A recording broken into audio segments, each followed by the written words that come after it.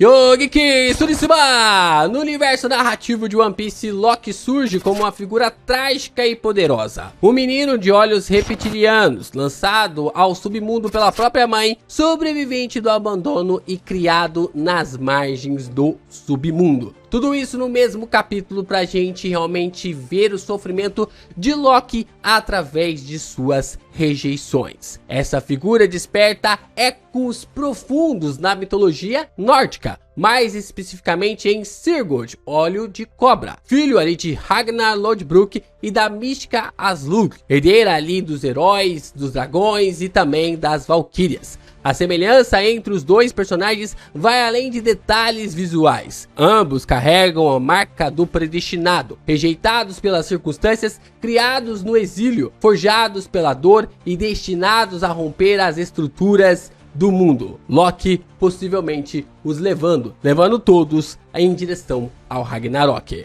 Vamos falar mais sobre essas comparações depois da vinheta.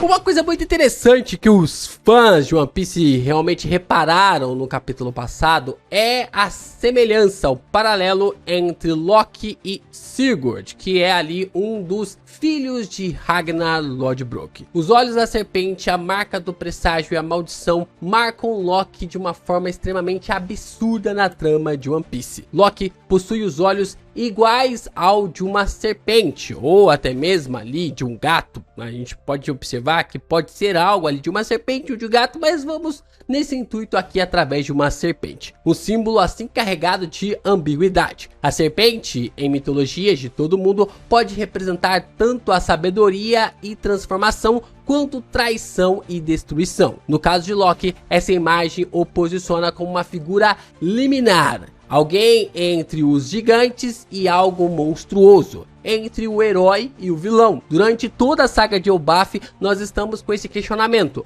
O Loki matou o seu pai, o Loki tentou salvar o seu pai. O que definitivamente aconteceu no combate entre Jaro e Loki versus ali o Rei Harald? Ou até mesmo Harald e também o Jaro versus ali o Loki. As questões são tremendamente importantes porque nos trazem a uma comparativa. Essa marca se aproxima ali de Sigurd, Olho de Cobra, cujo nome nasceu exatamente de uma espiral brilhante em forma ali de serpente no olho. Um presságio de um destino extraordinário. Para os antigos, marcas como essas não eram uma deformidade. Eram selos místicos, provas de que aquele corpo carregava algo além da carne. Uma missão, um fardo, um chamado dos deuses. É um ponto bem interessante como Loki estava destinado a trazer o Ragnarok e nasce ali através com esses olhos, né? Até mesmo ali com essa visão. Enquanto Sigurd, ele é marcado como um personagem que estava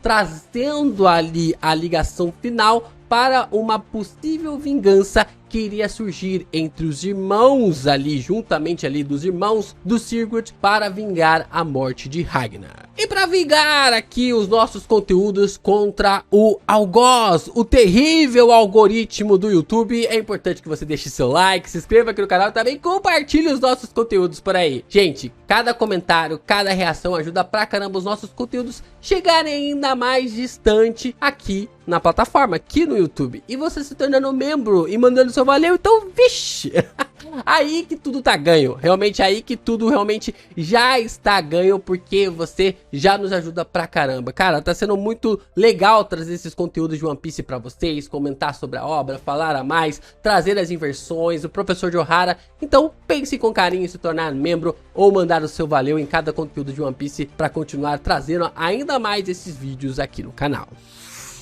Toda essa comparação entre o Loki e o Sigurd fica ainda mais interessante quando nós começamos a ver o paralelo entre o exílio e a sobrevivência e como eles foram forjados através da rejeição. Ambos os personagens são rejeitados ali no nascimento. O Loki é lançado no submundo pela própria mãe, Estrid, sobrevivendo ali como um recém-nascido entre as feras. A gente pode até observar que a própria Street quase fez ali do Loki uma bola de basquete, ele jogando do castelo em direção ao submundo, o garoto caindo de uma altura de mais de 10 mil metros, recém-nascido, o cara caindo numa altura de quase 10 mil metros e sobrevivendo com sangue pra tudo quanto é lado, chorando extremamente de forma absurda e mesmo assim, com o poder ali implacável, consegue abater as bestas que estavam tentando lhe matar. O Sigurd, na lenda, é isolado ali da corte por premonição ali da sua mãe Aslug e criado ali na floresta, alimentado por animais ou protegido por forças anônimas. Esse é um ponto bem interessante que esses paralelos que o Oda vai colocando aqui sobre o personagem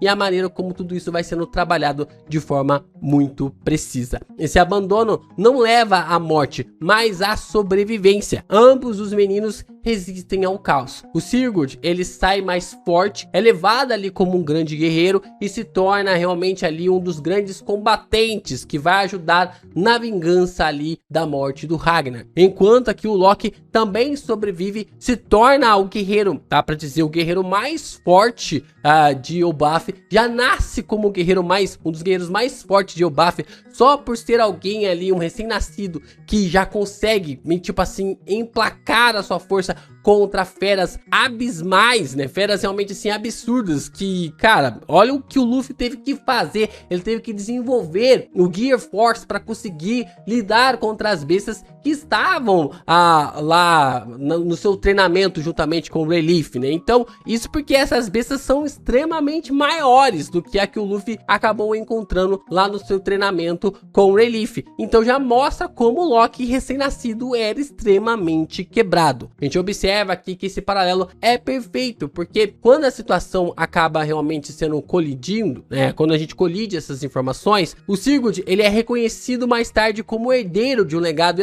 heróico, e o Loki cresce sem reconhecimento, sem aceitação, sendo temido, marginalizado, odiado. Isso cria um contraste fundamental que prepara o palco para a próxima parte relacionada ali ao personagem. Porque o Loki, ele foi rejeitado ali pela sua mãe, ele não teve o completo amor sobre o seu pai, porque o Harald, ele amava ali a Ida, então ele amava a Ida, amava o Harundin, e o Loki ficou sendo jogado de lado. Então a mãe lhe rejeitou, ele não tinha o amor total do pai, ele foi rejeitado pelo irmão, ele, como a gente viu no capítulo passado, né, no capítulo 1153, Harundin mesmo fala, se ele não é filho da minha mãe, ele não é meu irmão. Então o Loki já vem sendo rejeitado há muito tempo,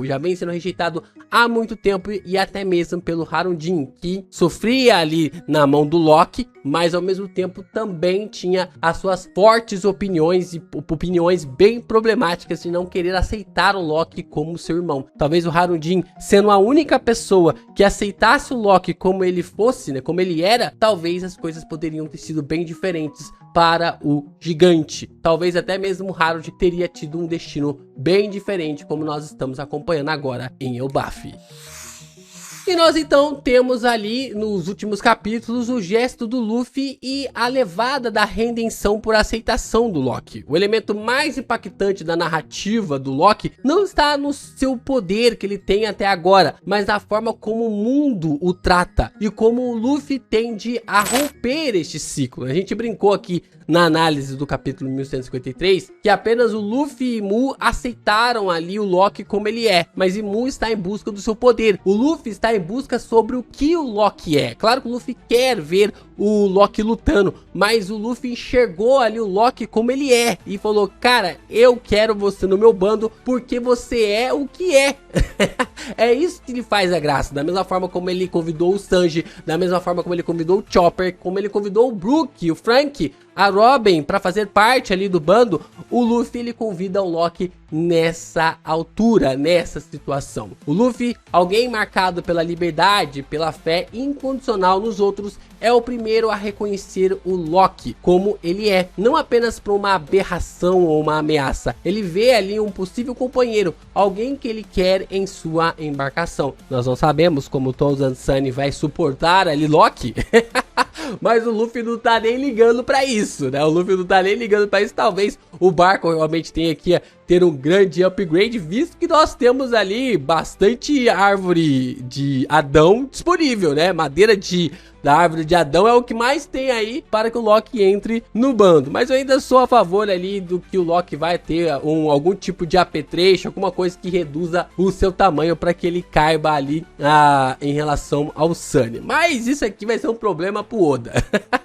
O fato é que o Luffy foi o primeiro a reconhecer o Loki como ele é, e através disso ele tá enxergando o personagem, tá conseguindo enxergar ali o personagem para que ele aceite a participar da embarcação. Esse gesto é profundamente simbólico. O Luffy representa o oposto da Street. Ele não lança o Loki para longe, ele não afasta o Loki como a maioria ali dos gigantes estão fazendo. Até mesmo o Jaro, olha só que interessante, o Jaro é um personagem que ele sempre está ligado ao Loki. Quando o Harold foi morto, quem estava ao lado ali do Loki era o Jaro. Quando os gigantes começam a falar mal do Loki, quem acaba meio que defendendo ali o Loki? O Jaro outra vez. Então nós temos essa visão sobre o personagem, mas o Jaro, ele não se lembra o que aconteceu, ele não sabe o que rolou, mas mesmo assim, o Luffy, ouvindo toda a desgraça que tinha ali sobre o Loki, ele decide acreditar no personagem. O Luffy, ele sempre rompe com o ciclo de rejeição que acaba moldando a todos à sua volta. E agora ele vai romper o ciclo de rejeição do Loki